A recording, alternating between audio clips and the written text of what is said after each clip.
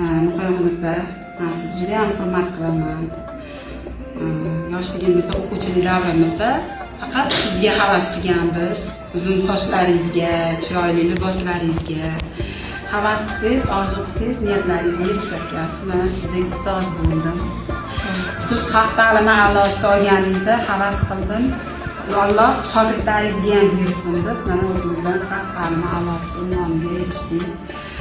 Avval ustozim, keyin shogirdlariga degandek shunday hikoya qilishadi. Nimadan so'rashibdi Iskandardan? Shoh davlat shohi bo'lgan. Nega davlat ishlarida doim shu ustozingiz Arastuga ishonasiz? Ilm tijod sohasida ham, davlat boshqaruvida ham deyishganida aytishgan ekan Iskandar. Ustozim otamdek hurmat qilishimga sabab ustozimni. Otam meni osmondan yerga tushirishga, ya'ni dunyoga kelishimga sababchi bo'lgan.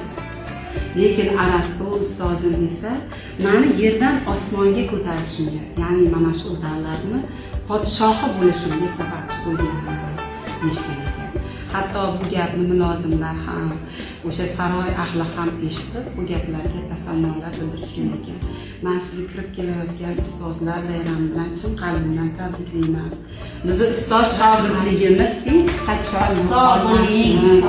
Men sizga hamisha sizni yo'llaringiz bersin ustoz. Mana nafaqaga chiqdingiz, yosh bo'lib, hali ham ish faoliyatingizni davom ettiryapsiz.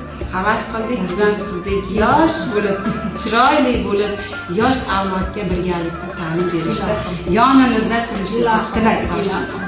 Ustozjon, rahmat, boringizga shukr. Rahmat siz.